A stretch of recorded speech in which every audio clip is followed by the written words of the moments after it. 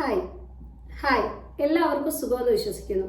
ഇന്ന് വീണ്ടും പുതിയൊരു വിഷയമായിട്ടാണ് നമ്മൾ വന്നിരിക്കുന്നത്. നിങ്ങൾ കണ്ടതുപോലെ റാഗിയെ സംബന്ധിച്ചാണ് ഇന്നത്തെ നമ്മുടെ ടോപ്പിക്. ഫിംഗർ മില്ലറ്റ് എന്നൊക്കെ ഇംഗ്ലീഷിൽ പറയുന്ന നമ്മൾ ചില നാടുകളിൽ പഞ്ഞപ്പുല്ല് എന്നൊക്കെ പറയാറുണ്ട്. റാഗി എന്ന് കോമൺ ആയിട്ട് ഉപയോഗിക്കാറുണ്ട്. നമുക്ക് കുഞ്ഞുങ്ങൾക്ക് സോളിഡ് ഫുഡ് അല്ലെങ്കിൽ സെമി സോളിഡ് ഫുഡ് സ്റ്റാർട്ട് ചെയ്യുന്ന ഒരു സമയത്ത് ആദ്യം നമ്മൾ ഇൻട്രൊഡ്യൂസ് ചെയ്യുന്ന ഫുഡിലൊന്നാണ് റാഗി അല്ലെങ്കിൽ പഞ്ഞപ്പുല്ല്. ഇതും അതുപോലെ തന്നെ ഏത്തക്കയുടെ പൊടി, ഇതൊക്കെയാണ് നമ്മൾ ആദ്യം കുഞ്ഞുങ്ങൾക്ക് ഇൻട്രൊഡ്യൂസ് ചെയ്യുന്നത്. ഇത് ഒരുവിധം എല്ലാവരും തന്നെ അവരവരുടെ കുഞ്ഞുങ്ങൾക്ക് കൊടുത്തിട്ടുണ്ടാവും. ഇനിയും കൊടുക്കാൻ എല്ലാവർക്കും പ്ലാൻ ഉണ്ടാവും. പക്ഷേ ഇത് കൊടുക്കുന്നതിന് മുമ്പ് നിങ്ങൾ അറിഞ്ഞിരിക്കേണ്ട കുറച്ച് പ്രധാനപ്പെട്ട കാര്യങ്ങളാണ് ഇന്നത്തെ വീഡിയോയിൽ നമ്മൾ ഇൻക്ലൂഡ് ചെയ്തിരിക്കുന്നത്. സോ വീഡിയോ പൂർണ്ണമായും കാണുവാൻ എല്ലാവരും ശ്രദ്ധിക്കുക. ഇത് നിങ്ങൾക്ക് അല്ലെങ്കിൽ ഇത് ഉപകാരപ്പെടുമെന്ന് നിങ്ങൾക്ക് തോന്നുന്ന ആളുകളിലോട്ട് ഈ വീഡിയോ എത്തിക്കുക. ചാനൽ ആദ്യമായിട്ട് കാണുന്നവരാണെങ്കിൽ ചാനൽ സബ്സ്ക്രൈബ് ചെയ്യുക.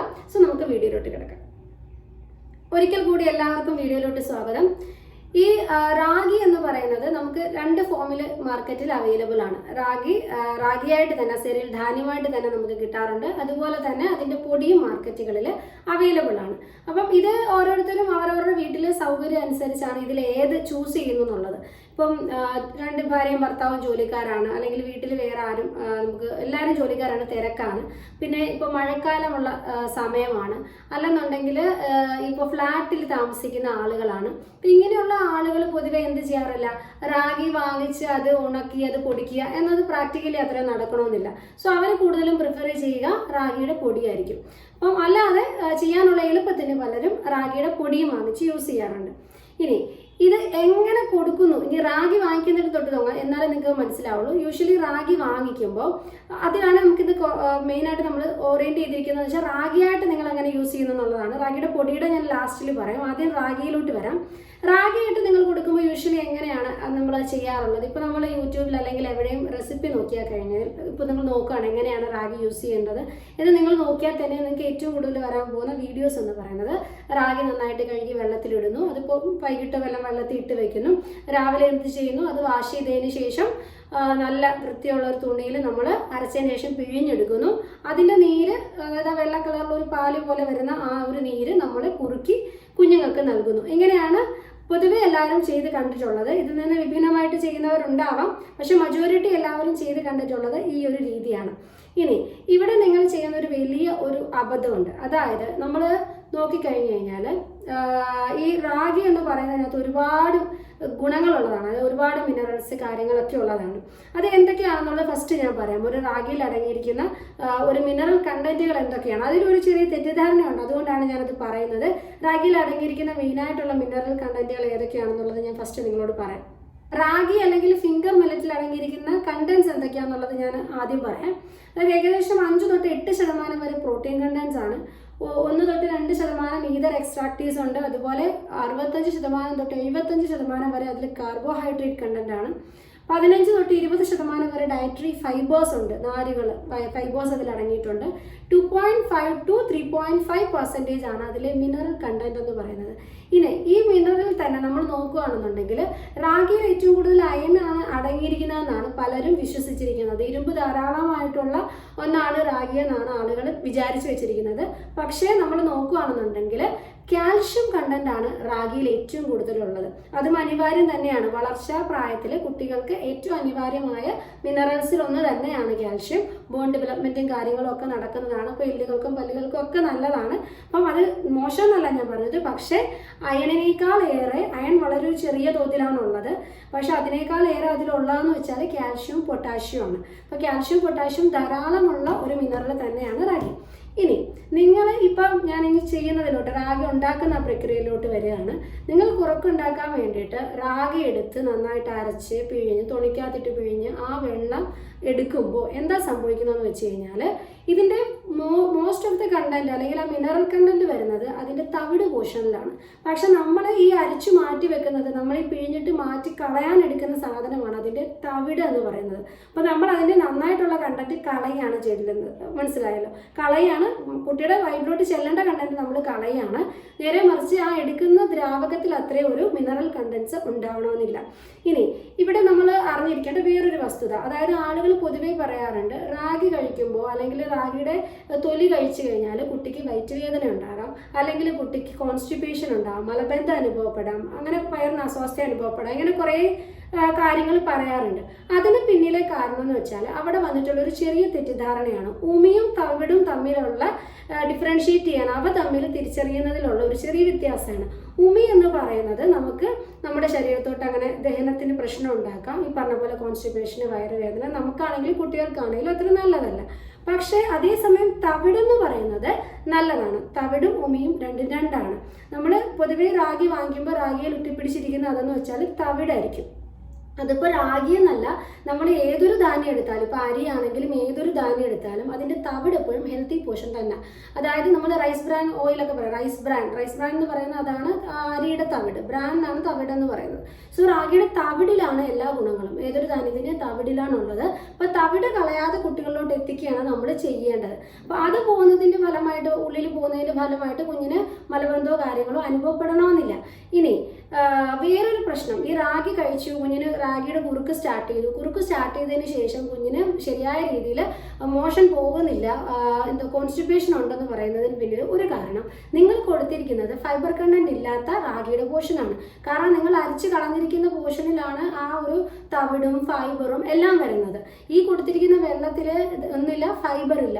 നമ്മൾ ഫൈബർ റിച്ച് ആയിട്ടുള്ള, നമുക്ക് നോർമലി ഒരാളുടെ കേസ് എടുത്താൽ തന്നെ ഫൈബർ റിച്ച് ആയിട്ടുള്ള ആഹാരങ്ങൾ കഴിക്കുമ്പോഴാണ് നമുക്ക് മോഷൻ നല്ല രീതിയിൽ നടക്കുന്നത്. അപ്പം ഇത് കുട്ടിക്ക് ഫൈബർ കണ്ടന്റ് ചെല്ലുകയാണെന്നുണ്ടെങ്കിൽ ഇങ്ങനെ ഒരു കോൺസ്റ്റിപ്പേഷൻ ഉണ്ടാവില്ല, കൃത്യമായ രീതിയിൽ കുഞ്ഞിന് കുഴപ്പമില്ലാതെ ആ ഒരു മോഷനും കാര്യങ്ങളും നടക്കും. നമ്മളത് കൊടുക്കുന്ന പ്രോസസ്സിങ്ങിൽ വരുന്ന ഒരു ചെറിയൊരു എന്താ പറയുക പിഴവാണ് കുട്ടിക്ക് ഈ മലബന്ധം അനുഭവപ്പെടുന്നതിന് പിന്നിലെ കാരണം. ഉമ്മി കൊടുക്കാൻ പാടില്ല, പക്ഷെ തവിട് കൊടുക്കണം.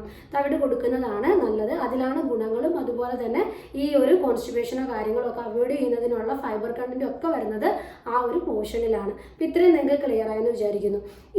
ഇനി നമ്മൾ നോക്കുക, റാഗി ഇങ്ങനെ റാഗിയായിട്ട് വാങ്ങിക്കുന്നതാണോ പൊടിയായിട്ട് വാങ്ങിക്കുന്നതാണോ നല്ലതെന്നൊരു സംശയം വരാം. ഇപ്പം നമ്മൾ പറഞ്ഞല്ലോ, ഇപ്പം ഇതുപോലുള്ള ചില പ്രോസസ്സിങ് എറേഴ്സ് കൂടുതലും സംഭവിക്കുന്നത് റാഗി ആയിട്ട് വാങ്ങിക്കുമ്പോഴാണ്. അപ്പം നമുക്ക് നമ്മുടെ ഒരു ജീവിതത്തിൻ്റെ ഒരു ഈസിനെസ്സിന് വേണ്ടിയിട്ടും അതുപോലെ നമ്മൾ തിരക്കാണ്, നമുക്ക് ഇതുപോലെ വെയിലത്തിട്ട് ഉണക്കാൻ എപ്പോഴും പറ്റിയെന്ന് വരത്തില്ല, എസ്പെഷ്യലി മഴക്കാലം. അപ്പം ഇങ്ങനെയൊക്കെയുള്ള സമയത്ത് നമുക്ക് പൊടി ഡിപ്പെൻഡ് ചെയ്യാം, പൊടി ഉപയോഗിക്കുന്നത് കൊണ്ട് തെറ്റില്ല. പക്ഷേ പൊടികൾ സെലക്ട് ചെയ്യുമ്പോൾ ബ്രാൻഡഡ് ആയിട്ടുള്ള, മാർക്കറ്റിൽ അവൈലബിൾ ആയിട്ടുള്ള നല്ല കമ്പനികളുടെ റാഗി പൊടികൾ വാങ്ങിക്കുക. പൊതുവെ നമ്മൾ നാട്ടിലൊക്കെ കണ്ടുവരാറുള്ളത് അമൃതം പൊടി അല്ലെങ്കിൽ ഈ പറഞ്ഞ റാഗി പൊടി, ഇതൊക്കെ ലോക്കൽ ക്വാളിറ്റി ഒരുപാട് അവൈലബിളാണ്.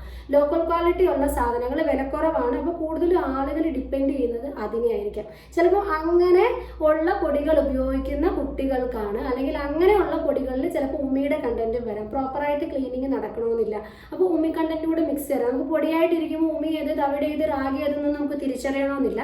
അപ്പോൾ ഇങ്ങനെ അത്രയും ഒരു പ്രോപ്പറായിട്ടുള്ള പ്രോസസ്സിങ് നടക്കാത്തത് കൊണ്ടാണ് അത് കഴിച്ചു കഴിയുമ്പോൾ കുട്ടികൾക്ക് ഈ മലബന്ധവും കാര്യങ്ങളും അനുഭവപ്പെടുന്നത്. അപ്പോൾ അതിന് നമ്മൾ ചെയ്യേണ്ടത് മാർക്കറ്റിൽ അവൈലബിൾ ആയിട്ടുള്ള നല്ല ബ്രാൻഡഡ് റാഗി പൊടികൾ മാത്രം, ട്രസ്റ്റഡ് എന്ന് തോന്നുന്ന റാഗിയുടെ പൊടി ബ്രാൻഡുകൾ മാത്രം വാങ്ങിക്കുക. എല്ലാ പൊടികളും കുട്ടികൾക്ക് കൊടുക്കാതിരിക്കുക. റാഗിയുടെ തന്നെ അവൈലബിൾ ആയിട്ടുള്ള എല്ലാ പൊടികളും നല്ലതെന്ന് ഞാൻ പറയുന്നില്ല. കാരണം ഞാനും പല കമ്പനി, ഇപ്പം കുട്ടികൾക്കാണെങ്കിലും അല്ലെങ്കിൽ റാഗിയുടെ പല കമ്പനികളും നമ്മൾ നോക്കിയിട്ടുണ്ട്. അപ്പോൾ അതിൽ ട്രസ്റ്റ് ചെയ്യുന്ന ഒരുപാടുണ്ട്. ഇന്ന് ബേബി പ്രൊഡക്റ്റുകൾ ഇറക്കുന്നതിൽ തന്നെ ഒരുപാട് പുതിയ, ഞാൻ കമ്പനികളെ പ്രൊമോട്ട് ചെയ്യുന്നില്ല, പക്ഷേ റീസെൻ്റ് ആയിട്ട് കുറച്ച് അമ്മമാർ ചേർന്ന് ഇറക്കുന്ന കുറേ ബേബി പ്രൊഡക്റ്റുകളുടെ ഒരു ഇത് ഞാൻ കണ്ടിരുന്നു. അപ്പോൾ അവരുടെ പ്രൊഡക്റ്റുകൾ ഞാനും ഒരുപാട് ടെസ്റ്റ് ചെയ്തിട്ടുണ്ട്. പക്ഷെ വളരെ നല്ല ഒരു ഹൈജീനിക് ആയിട്ട് തന്നെ, അതുപോലെ തന്നെ അത്യാവശ്യം നല്ല എന്താ പറയുക നല്ലൊരു രീതിയിൽ നല്ല ഹൈജീനിക്കാണ്, അത് പ്രോപ്പറായിട്ട് അവർ ചെയ്യുന്ന പ്രോസസ്സിങ് ചെയ്ത് റാഗിപ്പൊടി ഏത്തയ്ക്കാപ്പൊടി അങ്ങനെ പലതും അവർ ഇറക്കാറുണ്ട്. അപ്പോൾ എന്ന് പറഞ്ഞ പോലെ പല പല സ്ഥാപനങ്ങളുണ്ട്. നിങ്ങൾ അതിനെപ്പറ്റി ഒന്ന് റിവ്യൂ ചെയ്തതിന് ശേഷം മാത്രമേ ഏത്തയ്ക്കാപ്പൊടി ആണെങ്കിലും റാഗിപ്പൊടി ആണെങ്കിലും എന്താണെങ്കിലും നിങ്ങൾ വാങ്ങിക്കാവുള്ളൂ. അപ്പം അങ്ങനെ നിങ്ങൾ വാങ്ങിച്ചിട്ടുണ്ടെങ്കിൽ ഇതുപോലുള്ള പ്രശ്നങ്ങൾ കുട്ടികൾക്ക് വരത്തില്ല. അപ്പോൾ പൊടി വാങ്ങിച്ച് നിങ്ങൾക്ക് ഡയറക്റ്റ് ആയിട്ട് നിങ്ങൾക്ക് ചെയ്യാവുന്നതാണ്. ഇനി വേറൊരു സംശയം എന്ന് വെച്ച് കഴിഞ്ഞാൽ, ഇത് എങ്ങനെ കൊടുക്കണം, പഞ്ചസാര ഉപയോഗിക്കാൻ പാടുണ്ടോ, ഉപ്പ് ഉപയോഗിക്കാൻ പാടുണ്ടോ, ശർക്കര ഉപയോഗിക്കണോ നിർബന്ധമുണ്ടോ, അങ്ങനെ കുറേ കുറേ സംശയങ്ങൾ വരാറുണ്ട്. അതുപോലെ ഇതിൽ വേറെ കണ്ടന്റുകൾ ആഡ് ചെയ്യുന്നത് കൊണ്ട് പ്രശ്നമുണ്ടോ? അപ്പോൾ ഇതിലെന്ന് വെച്ച് കഴിഞ്ഞാൽ നമുക്ക് കുട്ടികൾക്ക് ഒരു സെമി സോളിഡ്സ് സ്റ്റാർട്ട് ചെയ്യുന്ന ഒരു സ്റ്റേജ് നിങ്ങൾക്ക് അറിയാലോ, ഒരു 6 മാസമൊക്കെ കഴിഞ്ഞ് നമുക്ക് ചെറിയ രീതിയിൽ നമുക്ക് കുറുക്ക് പോലെയുള്ളത് നമുക്ക് കുട്ടിക്ക് ഇൻട്രൊഡ്യൂസ് ചെയ്യാം, അതിൽ തെറ്റില്ല. പക്ഷേ നിങ്ങൾ എന്ത് കാര്യം ചെയ്യുമ്പോഴും ഞാൻ മുമ്പ് പല വീഡിയോകളിലും പറഞ്ഞതുപോലെ ഒരുമിച്ച് എല്ലാം കൂടെ നിങ്ങൾ കൊടുക്കരുത്. ഇപ്പോൾ രാവിലെ റാക്കി കൊടുത്തു, ഉച്ചയ്ക്ക് ഏത്തക്കാപ്പൊടി കൊടുത്തു, അങ്ങനെ നിങ്ങൾ ഒരിക്കലും ചെയ്യരുത്. കുട്ടിക്ക് ഏതൊരു ഫുഡ് ഇൻട്രൊഡ്യൂസ് ചെയ്യുമ്പോഴും ഒരു ഫുഡ് ഇൻട്രൊഡ്യൂസ് ചെയ്ത് ഒരാഴ്ച നമ്മൾ വെയിറ്റ് ചെയ്യുക, അല്ലെങ്കിൽ 3-4 ദിവസം വെയിറ്റ് ചെയ്തതിന് ശേഷം മാത്രമേ ഉള്ളൂ അടുത്ത ഫുഡ് നമ്മൾ ഇൻട്രൊഡ്യൂസ് ചെയ്യാൻ പാടുള്ളൂ. കാരണം കുട്ടികൾക്ക് ഏതിനോട് അലർജി ഉണ്ട്, അല്ലെങ്കിൽ കുട്ടിക്ക് ഏത് ഫുഡ് ദഹിക്കുന്നില്ല, ഇങ്ങനെയുള്ള കാര്യങ്ങൾ നമുക്ക് മനസ്സിലാക്കുന്നതിന് വേണ്ടിയിട്ടാണ് ഓരോ പുതിയ ഫുഡുകളെ കുട്ടികൾക്ക് ഇൻട്രൊഡ്യൂസ് ചെയ്യാൻ പാടുള്ളൂ. ഇനി ആദ്യം നിങ്ങൾക്ക് കുഞ്ഞുങ്ങൾക്ക് ഫീഡിങ് ഉള്ള ടൈമിലായിരിക്കുമല്ലോ നിങ്ങളിപ്പോൾ കുറുക്ക് സ്റ്റാർട്ട് ചെയ്യുന്നത്. അപ്പോൾ നിങ്ങൾ എന്ത് ചെയ്യേണ്ടതെന്ന് വെച്ചാൽ ആദ്യത്തെ ദിവസം കൊടുക്കുമ്പോൾ ചെറിയ എമൗണ്ടിൽ വേണം കുട്ടിക്ക് കൊടുക്കാൻ. ആദ്യം ഇൻട്രൊഡ്യൂസ് ചെയ്യുമ്പോൾ 1 സ്പൂൺ റാഗി മതി, 1 സ്പൂൺ റാഗി കൊടുത്താൽ മതിയാവും. ആ 1 സ്പൂൺ കൊടുത്തു, അതിനുശേഷം നിങ്ങൾ വെയിറ്റ് ചെയ്യുക കുഞ്ഞിൻ്റെ റിയാക്ഷൻസ് ഉണ്ടോ, കുഞ്ഞത് കുഴപ്പമുണ്ടോ എന്ന് നോക്കിയതിന് ശേഷം പിന്നീട് നിങ്ങൾ അതിൻ്റെ എമൗണ്ട് കൂട്ടി അടുത്ത ദിവസം തൊട്ട് വരാവുള്ളൂ. അല്ലാതെ ആദ്യത്തെ ദിവസം തന്നെ 1 ബൗൾ റാഗി ഉണ്ടാക്കിയാൽ 1 ബൗൾ റാഗി ഞാൻ കുട്ടിയെ കഴിപ്പിക്കും എന്ന് വാശി പിടിക്കാൻ പാടില്ല. ആ ഫുഡ് ആദ്യമായിട്ട് ഇൻട്രൊഡ്യൂസ് ചെയ്യണം, അപ്പോൾ അതിൻ്റെതായ ഇത് വരും. പിന്നെ വേറൊരു കാര്യം, നമ്മൾ തൊട്ട് മുമ്പ് നമ്മൾ ഈ ആഴ്ച തന്നെ നമ്മൾ ചെയ്തൊരു വീഡിയോ ആണ് ടങ് ത്രസ്റ്റിങ്, അതായത് നാക്ക് തള്ളുന്ന ശീലം. ഇത് കുട്ടികളിൽ സ്വാഭാവികമായിട്ട് സംഭവിക്കുന്ന ഒന്നാണ്. അതായത് കുഞ്ഞുങ്ങൾ പാല് കുടിച്ച് കഴിഞ്ഞിട്ട് സോളിഡ് ഫുഡിലോട്ട് പോകുമല്ലേ, അപ്പോൾ ഈ ഒരു സ്പൂണ് നമ്മൾ അല്ലെങ്കിൽ ഇങ്ങനെ കാര്യങ്ങൾ വായിലോട്ട് കൊണ്ടുവരുമ്പോൾ സ്വാഭാവികമായിട്ടും കുട്ടിക്ക് നാക്ക് തള്ളി ആ ഫുഡ് വെളിയിലോട്ട് കൊണ്ടുവരാൻ ഒരു ടെൻഡൻസി ഉണ്ടാവും. പക്ഷേ ഇത് പലപ്പോഴും മാതാപിതാക്കൾ അല്ലെങ്കിൽ മുതിർന്ന ആളുകൾ തെറ്റിദ്ധരിക്കാറുണ്ട്. ഈ ഫുഡിന്റെ ടേസ്റ്റ് കുട്ടിക്ക് ഇഷ്ടപ്പെടാത്തത് കൊണ്ടാണ് വെളിയിലോട്ട് തള്ളി വിടുന്നത്. പക്ഷെ ഒരിക്കലും അങ്ങനെയല്ല. ആ ടങ് ത്രസ്റ്റിങ് നോർമൽ ആയിട്ടുള്ള ഒരു ഫിസിയോളജിക്കൽ റിയാക്ഷൻ ആണ് കുട്ടിയുടെ. അത് പതിയെ ഉള്ളൂ ആ നാക്ക് തള്ളുന്ന ശീലം കുട്ടിയുടെ ഇല്ലാതാകുള്ളൂ. അതിനനുസരിച്ച് അതിന്റെ മസിൽ മാറി വരണം. അപ്പോൾ അതുവരെ ഇങ്ങനെ നാക്ക് തള്ളുന്ന നോർമലാണ്, പയ്യെ അത് റെഡിയാവും, നോർമലായി വരുന്നതാണ്. അപ്പോൾ അതുകൊണ്ട് നിങ്ങൾ ഉടനെ റാഗി സ്റ്റോപ്പ് ചെയ്യണമെന്നല്ല, അത് കുട്ടിയുടെ ഇഷ്ടക്കേടോ ഇഷ്ടമൊന്നും അല്ല അവിടെ വരുന്നത്, ആ നാക്കിന്റെ മൂവ്മെന്റ് മാത്രമാണ്. ഓക്കെ.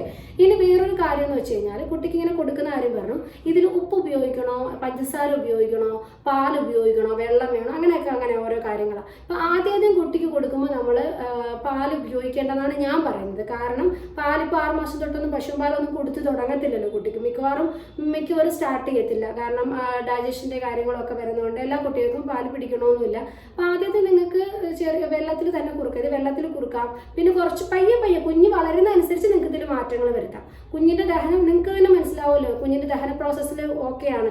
കുഞ്ഞ് പയ്യെ ഓരോ കാര്യങ്ങളും ഇപ്പോൾ ഛർദ്ദിക്കുന്നില്ല, കാര്യങ്ങളില്ല, വയറ്റുവേദനയില്ല, കുഞ്ഞത് അഡാപ്റ്റ് ചെയ്ത് വരുന്ന അനുസരിച്ച് നമ്മൾ കഴിക്കുന്ന ആഹാരങ്ങൾ മറ്റും കുഞ്ഞിന് ഇൻട്രൊഡ്യൂസ് ചെയ്യുന്ന കൂട്ടത്തിൽ ഇതിൽ നമ്മൾ ഓരോന്നും ആഡ് ഓൺ ചെയ്യണം. അതായത് നിങ്ങൾക്ക് ഇപ്പോൾ ഒരു ദിവസം പാൽ ഉപയോഗിച്ച് കുറുക്കി കൊടുത്ത് നോക്കാം. അതുപോലെ തന്നെ ഇപ്പോൾ ഒരു 6-7 മാസത്തിലൊന്നും ഉപ്പ് ഉപയോഗിക്കാൻ ഞാൻ അധികം റെക്കമെൻഡ് ചെയ്യുന്നില്ല. വേറെ നല്ല കുഞ്ഞാണ്, ഇപ്പോൾ കിഡ്നിയൊക്കെ ഡെവലപ്പ് ചെയ്ത് വരുന്ന സമയമായിരിക്കും. ഇപ്പോൾ ഒരു ചെറിയൊരു പിഞ്ച് ഉപ്പ് വീണം എന്ന് കരുതൊന്നും സംഭവിക്കത്തില്ല. പക്ഷെ നമുക്ക് സോൾട്ട് വേണമെങ്കിൽ നമുക്ക് അവോയ്ഡ് ചെയ്യാം. ഉപ്പ് കുറച്ച് മാസങ്ങളും കൂടി അവോയ്ഡ് ചെയ്ത് ഒരു 8-9 അല്ലെങ്കിൽ 1 മാസമൊക്കെ ആകുമ്പോൾ നമുക്ക് ഉപ്പ് സ്റ്റാർട്ട് ചെയ്താൽ മതിയാവും. പിന്നെ പഞ്ചസാരയും ആ ഒരു സമയത്ത് ചെയ്താൽ മതിയാവും. പക്ഷേ ഇതിനേക്കാളും കുറച്ചുകൂടി ഉത്തമമെന്ന് വെച്ച് കഴിഞ്ഞാൽ പനക്കൽക്കണ്ടോ അല്ലെങ്കിൽ ഇപ്പോൾ ചക്കരയോ അല്ലെങ്കിൽ ശർക്കരയോ ഒക്കെ ഉപയോഗിക്കുന്നതാണ് കുറച്ചുകൂടി നല്ലത്. പനക്കൽക്കണ്ടോ ഒക്കെ നല്ലതാണ്. ഇപ്പോൾ പാൽ ഉപയോഗിച്ചാണ് കുട്ടിക്ക് കൊടുക്കുന്നതെങ്കിൽ കഫക്കെട്ട് കാര്യങ്ങൾക്കൊക്കെ കുറച്ചുകൂടെ നല്ലതായിരിക്കും പനക്കൽക്കണ്ടം. പിന്നെ ഓരോ വട്ടവും നിങ്ങൾ ഈ റാഗി കൊടുക്കുന്നതിൻ്റെ ടേസ്റ്റ് നിങ്ങൾ വേരി ചെയ്ത് കൊടുക്കണം. ഇപ്പോൾ പറഞ്ഞില്ലേ, മധുരത്തിൽ മാത്രം കൊടുത്ത് നോക്കരുത്. ഇപ്പോൾ ശർക്കര മാറ്റി ഒരിക്കലും ഉപ്പ് ഉപയോഗിക്കുന്ന സമയമാണെങ്കിൽ കുറച്ചുകൂടെ കുഞ്ഞ് ഡെവലപ്പ് ആകുമ്പോഴാണ് ഇപ്പോൾ രസമൊക്കെ ഉപയോഗിച്ച് രസത്തിൻ്റെ ഇത് അങ്ങനെ ഓരോ നിങ്ങൾക്ക് ആഡ് ഓൺ ചെയ്ത് വരാം. കുട്ടിയുടെ ടേസ്റ്റ് ഏതൊരു രീതിയിലാണ് പോകുന്നതെന്നുള്ളത് നിങ്ങൾക്ക് മനസ്സിലാവും. അപ്പം ആ ഒരു രീതിയിൽ നിങ്ങൾക്ക് മോഡിഫൈ ചെയ്യാം, അതിലൊന്നും കുഴപ്പമില്ല. അപ്പം ഇങ്ങനെയാണ് നമ്മൾ റാഗി ചെയ്യുമ്പോൾ ശ്രദ്ധിക്കേണ്ട കാര്യങ്ങൾ എന്ന് വെച്ചാൽ. ഇപ്പം നിങ്ങൾക്ക് ക്ലിയർ ആയെന്ന് വിചാരിക്കുന്നു. അതായത് റാഗിയുടെ തവിട് ഇമ്പോർട്ടൻ്റ് ആണ്, തവിടിലാണ് അതിൻ്റെ പോഷകം വരുന്നത്. ഉമി വേറെ, തവിട് വേറെയാണ്.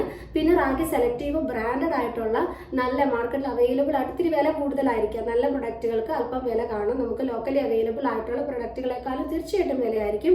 പക്ഷേ അവിടെ നമ്മൾ ഒരിക്കലും പൈസ നോക്കരുത്. ലോക്കലി വരുമ്പം അതിൻ്റെതായ പോരായ്മകൾ ഉണ്ടാകും എന്ന് നിങ്ങൾ തിരിച്ചറിയണം. കാരണം അതിന് എങ്കിൽ മാത്രമേ ഉള്ളൂ നമ്മൾ ആ ഉദ്ദേശിക്കുന്ന ഗുണവും കുട്ടിക്ക് ലഭിക്കണമെന്നുള്ളൂ.